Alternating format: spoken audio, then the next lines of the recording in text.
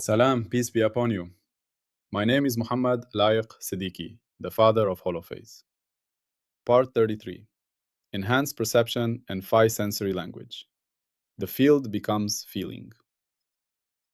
Remember the language we are learning. There is one field, Phi, the Holophase, one continuous cyclic movement from which all of reality unfolds. When Phi begins to change, its first derivatives appear, and with them, the three dimensions show themselves at once.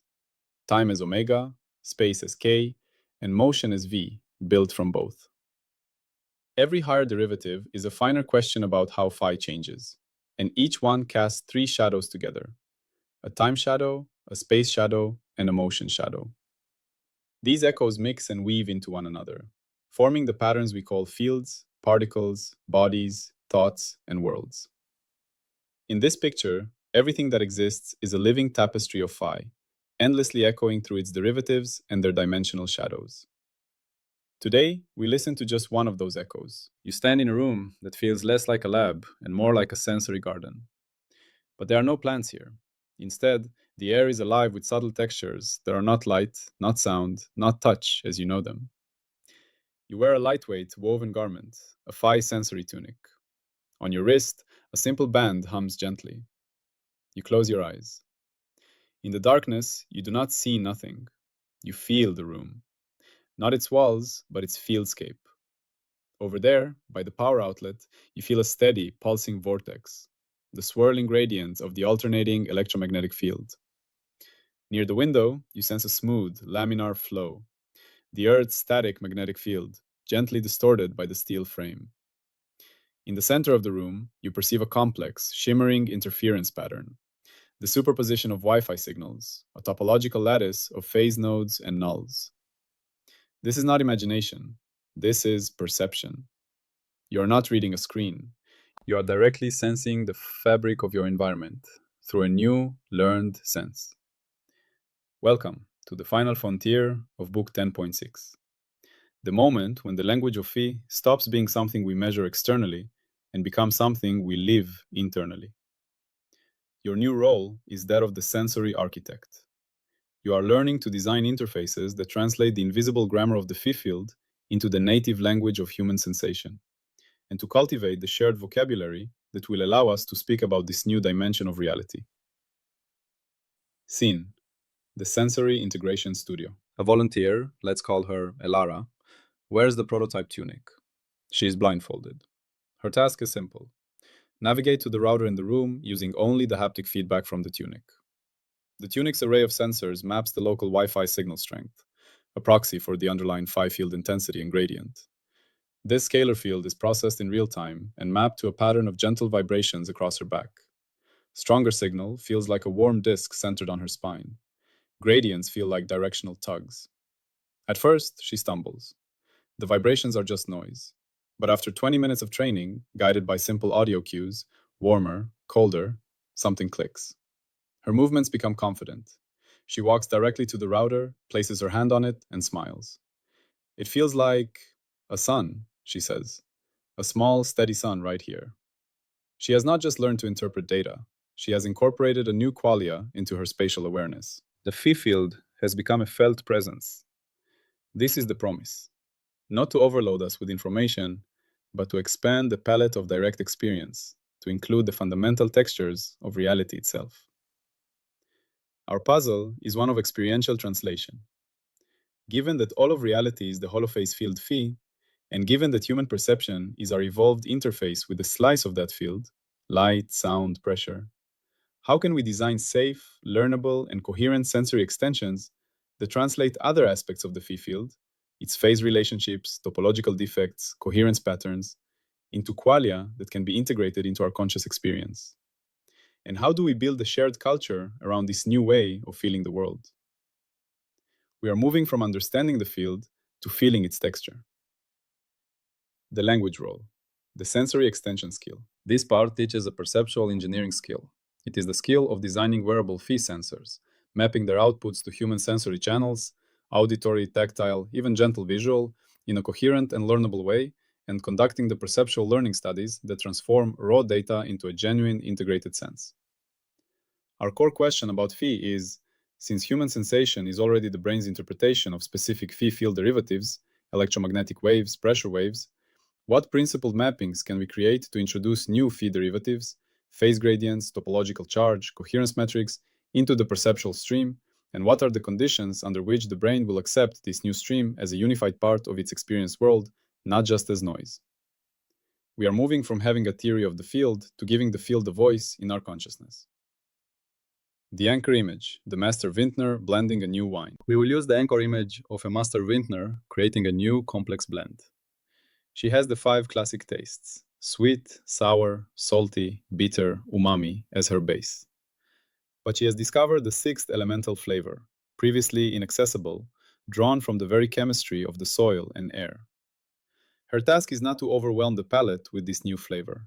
It is to blend it harmoniously with the existing 5, in precise proportions, so that it enhances the wine's depth, reveals hidden notes, and creates a completely new, yet coherent and delightful experience. The new flavor must be discernible, nameable, and appreciated by trained tasters. It must become part of the shared language of connoisseurs. Our work is identical. We are blending the new flavor of direct phi perception into the existing tastes of sight, sound, and touch. The blend must be coherent, learnable, and ultimately enrich our experience of the world. The coherence selection principle in sensory augmentation.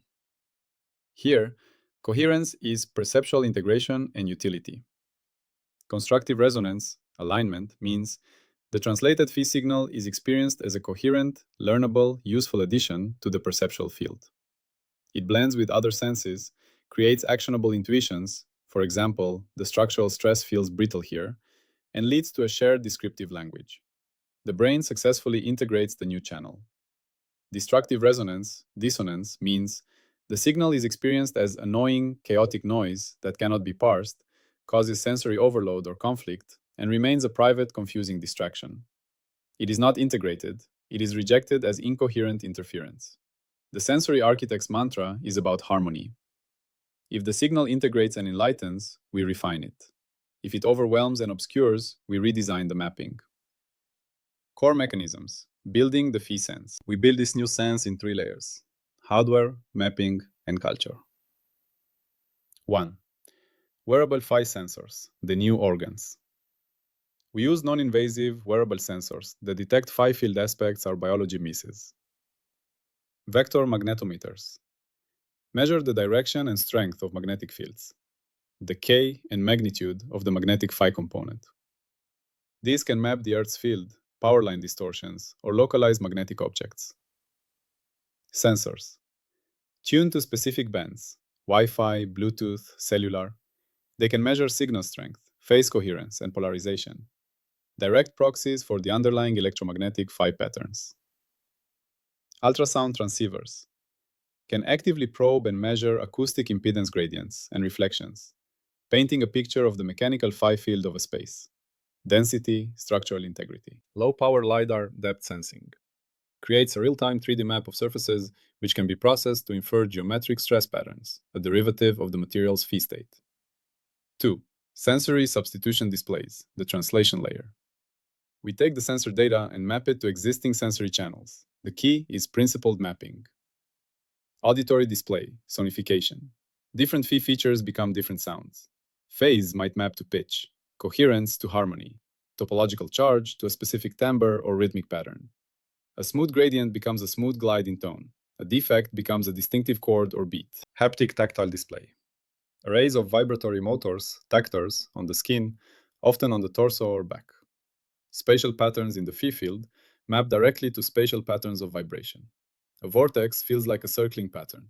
A gradient feels like a directional flow across the skin. This leverages our brain's excellent spatial mapping of the body surface. Electrotactile display. Gentle, localized electrical stimulation on the tongue or fingertips can convey high-resolution data. It's more direct, but requires careful calibration. Gentle visual augmentation, not AR overload. Using minimalist light fields in peripheral vision, for example from glasses rims, to indicate direction or intensity without obscuring natural sight. 3. Perceptual learning and lexicon development, cultivating the sense. A new sense must be learned and named. Structured training protocols. Users start with simple, exaggerated mappings. For example, a strong vortex sounds like this chord. They perform blind tasks, find a magnet, navigate to the signal source. Feedback accelerates learning. The Phi Sensory Lexicon project. As users learn, we collect their descriptions. We look for high inter-user agreement. If 80% of trained users independently describe a specific RF interference pattern as gritty or shimmering, that becomes a consensus descriptor. We build a shared vocabulary: vortex, laminar flow, node, lattice, shimmer, grit, pulse, weave. Neural integration studies. Using fMRI or EEG, we verify that after prolonged use, the new sense activates and integrates with existing sensory cortical maps. For example, haptic processing areas for tactile displays, auditory cortex for sonification. This shows it's becoming a true sense, not just a cognitive puzzle. The coherence criterion: learnable, integrative gestalt. Our coherence criterion is perceptual. The augmented signal must, with training, form a coherent perceptual gestalt that integrates with other senses and can be used to perform real-world tasks above chance level, and must give rise to a shared descriptive language among users. If it remains a confusing data stream that only a few talented individuals can vaguely interpret, it fails. The dissonance indicator: unparsable noise and sensory conflict. The primary dissonance indicators are unlearnable noise and sensory conflict. Unlearnable noise: no amount of training allows users to extract consistent patterns or perform basic tasks. The mapping is arbitrary or too complex. The signal is just buzzing or static. The new sense provides information that actively conflicts with other trusted senses. For example, the haptic display says wall here, while vision says empty space, causing disorientation, nausea, or distrust. This is destructive interference in the perceptual field itself. The safety rail: autonomy, privacy, and non-invasiveness. Our safety rail protects the user's bodily and mental integrity. 1. Non-invasive and physically safe. Devices must not emit strong EMF, cause tissue heating, or create seizure risk. They are passive sensors or use energy levels far below safety thresholds. 2. User autonomy is paramount. The sense must be optional, adjustable, and dismissible. Volume controls, intensity sliders, and an easy off switch. No one is forced to perceive what they do not wish to. The user remains the final editor of their own conscious experience. 3. Privacy by design. Sensors must be configured to map public, environmental fields, not private, biological ones. We do not create devices that let one person see another person's neural rhythms or emotional state without explicit, revocable consent. This is a strict firewall. The safety rail rule: no phi-sensory device is deployed that is physically invasive, that cannot be instantly tuned or disabled by the user, or that can be used to non-consensually perceive private patterns of another living being. A measurement scene: the haptic vest navigation trial. Let's enact our roadmap's measurement scene. Scene: a blindfolded user wearing a haptic vest must navigate to a hidden router in an unfamiliar room. Goal: determine if the vest creates a learnable, useful spatial sense of RF field topography. The protocol: the vest has a 10 by 10 grid of detectors. Router signal strength maps to vibration intensity. Signal gradient maps to a directional flow pattern. The user has 30 minutes of training with feedback. You're getting warmer. Then, blindfolded, they are placed in a new room with the router hidden. They have 5 minutes to find it. Control condition: users without training try to find it randomly. The pass: a new sense emerges. Headphones. 1. Trained users successfully locate the router in under 2 minutes on average. Hezbollah. 2. Untrained control users wander randomly, finding it only 20% of the time within 5 minutes. 3. In post-test interviews, trained users give consistent descriptions. It felt like walking toward a warm pillar, or the vibrations smoothed out and centered as I got close. 4. fMRI scans before and after training show that the vest stimulation now activates the superior parietal lobule, a brain area involved in spatial representation and integrating multiple senses, indicating true sensory integration. 5. Pass: the device has successfully created a novel, useful, and integratable spatial sense. The fail: just noise. Bastion. Fail A, no learning. Trained users perform no better than controls. They report the vest as confusing buzzing. Fail B, sensory conflict, disorientation. Users become nauseous or disoriented. The vest signals conflict with their vestibular or proprioceptive sense. Hezbollah. Fail C, no shared language. Every user describes the sensation in wildly different idiosyncratic terms, like ants, like rain, like electricity. No consensus emerges. Fail. The mapping is incoherent. It provides data, not a sense. The prediction spine, the hallmarks of a true F-sense. A successful phi sensory technology will yield these predictions. 1. Above chance performance on phi tasks. Augmented and trained individuals will show statistically significant, replicable improvements on practical tasks that require detecting phi structure, compared to their unaugmented baseline and to unaugmented experts. Examples. Electricians finding faulty wiring faster. Mechanics identifying imbalanced rotors by feel. Ecologists sensing water table gradients. 2. Emergence of a shared lexicon. From user communities, a stable, shared vocabulary will emerge to describe common phi patterns. This lexicon will show high inter-rater reliability in blinded description tasks. It will be taught in classes. 3. Neural rewiring for integration. Neuroimaging will show that after sustained use, the brain processes the new signal in sensory integration areas, not just in cognitive or attention centers. The new channel earns a place in the sensory homunculus. Falsifiability.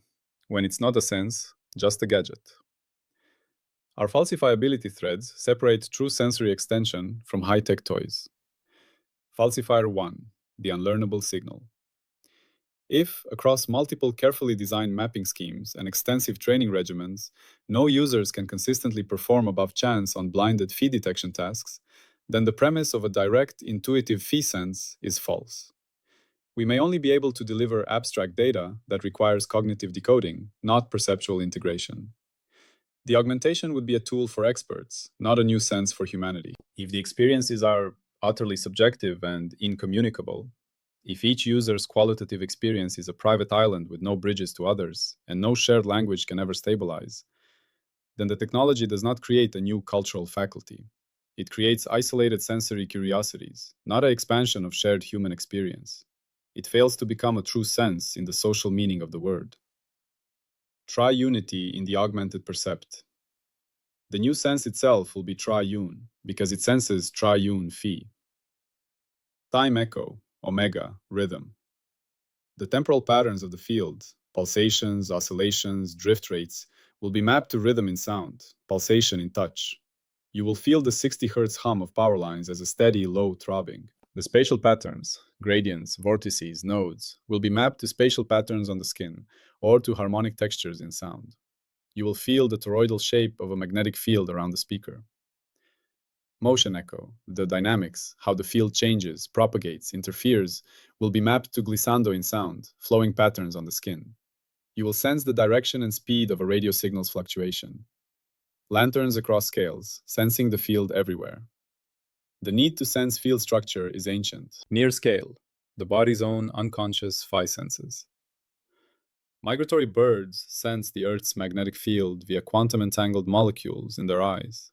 This is a biological phi sense we are only now understanding. Sharks sense minute bioelectric fields. We are not creating something from nothing. We are awakening a latent capacity of life to converse with the field and extending it technologically. Middle scale, the craftsman's feel. A master carpenter feels the grain and tension in wood. A seasoned mechanic hears the imbalance in an engine.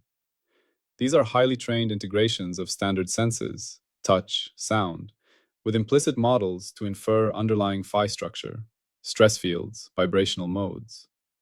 Our technology makes this implicit, hard-won skill explicit and democratizable. Radio astronomers see the universe in radio waves, translating them into false color images. This is a professional, collective sensory substitution at a distance. We are aiming for a personal, immediate version of this, letting individuals hear the radio sky or feel the solar wind's interaction with Earth's magnetosphere. The ethics of the new sense, the right to a quiet mind. The ethics here is the ethics of experiential autonomy and sensory commons. 1. The right to sensory integrity. Just as you have a right to bodily integrity, you have a right to cognitive and perceptual integrity. No one has the right to force a new sense upon you or to bombard you with perceptual data you cannot filter. Our safety rail of user control is an ethical imperative. 2. Preventing sensory pollution and augmentation divide. Could public spaces become unbearable noise to those with augmented senses? Could a new sensory class divide emerge between those who can afford augmentation and those who cannot? The ethical design includes social filters, the ability to mute public field noise, and a commitment to treating fee sensory tech as a public good, like literacy, not a luxury commodity. 3. Truthfulness in sensation. The mapping from fee feature to qualia must be truthful and consistent. We must not design mappings that deliberately mislead, for example, making a hazardous EMF field feel pleasantly warm. The new sense must be a window to truth, not a tool for manipulation. The power to redesign human perception brings the duty to protect autonomy, ensure equity, and guarantee that the new window shows reality as it is, not as someone wishes it to be. The recognition skill, seeing the need for a fee sense. You know you need this skill when you encounter a situation where critical information is physically present but perceptually invisible. And you think, if only I could feel it or hear it directly instead of looking at a gauge or a screen. A technician tracing a leak in an invisible gas pipe, sensing pressure or concentration gradients. A musician wanting to see the acoustic modes of a concert hall before playing. A parent wanting to intuitively feel if their child's room has a safe electromagnetic environment. A poet wanting to perceive the emotional field of a crowded market. The moment you wish to transduce a hidden pattern in the world directly into your nervous system, you are thinking like a sensory architect. The master tree location. This part, 10.6.4, is the expressive culmination of book 10.6. It depends on 10.1.2, pattern recognition to know what fee features to map, on 10.2.1, sensor engineering for the hardware, and on 10.6.1, 10.6.3, for understanding the neural fee interface that will receive and integrate the new signal. It looks ahead to 10.7.4, aesthetics and culture, where this new sense will birth new art forms, and to 10.7.3, education, where the fee sensory lexicon will be taught. It is the bridge from the biological interface to the societal transformation. It takes the Holophase grammar from the realm of tools and theories and weaves it into the fabric of direct human experience. Return to the fee. Let us zoom out. Enhanced fee perception is not about adding something foreign to humans. It is about completing our sensorium. Evolution gave us eyes for a slice of the M spectrum, ears for a slice of pressure waves. But reality is the full fee field in all its derivatives. We have been living in a rich universe while perceiving only a few of its pages. This technology is about learning to read more of the book directly, not through a translator. The vibrations on the skin, the new sounds, these are not the fee field itself, but they are its true shadows cast upon our native senses. We are giving the field new ways to whisper to us and learning new words to whisper back. The single field, phi, manifests as light, as sound, as the magnetic pull of the north, as the coherence of a laser, as the topology of a Wi-Fi signal. Soon, it will also manifest as a felt warmth on the back, a heard chord in the air, a seen shimmer in the periphery, the qualia of the field itself, invited into the conversation of consciousness. Zenodo and the equations of the handshake. If you want to see the full mathematical derivations and exact equations behind this idea, you can search for Holophase on Zenodo. There, you will find the scientific papers that this audio journey is built on. The papers detail the psychophysical studies of different sensory mapping schemes, the algorithms for real-time five-feature extraction and mapping, the neural plasticity data showing cortical integration, and the formal development of the consensus phi-sensory lexicon. They provide the empirical backbone for turning this vision into a rigorous science of sensory augmentation. Closing. So, picture yourself back in the sensor integration studio. You take off the tunic. The immediate sense of the fieldscape fades, like a light going out. The room feels flat, quiet, dull. You realize you have not just used a tool, you have experienced a new dimension of your world, and its absence is palpable. Elara is smiling, already trying to describe the taste of the router's field to a friend, using the new words they've learned together. A shared understanding is being born. You have just practiced sensory architecture. You have learned the principles of designing for perceptual coherence, the safety rails of autonomy, and the method for cultivating a shared language. You have seen the path from data to qualia. This is part 10.6.4. Enhanced perception and phi sensory language. The field becomes feeling. It is the grand finale of our exploration of biological and cognitive interface. We have journeyed from the hypothesis of neural phi processing through the caution of therapeutic control to the resolution of consciousness and now to the expansion of perception itself. The circle is complete. We understand the mind as a phi process, and we can now feed it new phi nourishment. With this, Book 10.6 concludes. We have fully integrated life and mind into the Holophase framework. We now turn outward to the society that will be built by phi-literate, phi-sensing beings. We enter Book 10.7, Societal Integration, the Civilization of Coherence. Here, we will redesign the very structures of our collective life, economics, governance, art, education, around the principles of phi grammar and the experience of the unified field. We move from feeling the field to building a world worthy of its perception. Remember, one field phi with its infinite echoes. We have learned to listen for its echoes in our machines, our networks, our brains, and now we have given it a voice in our senses. We are no longer just observers of the tapestry. We are learning to feel its weave, and soon we will begin to weave alongside it. Salam and peace be upon you.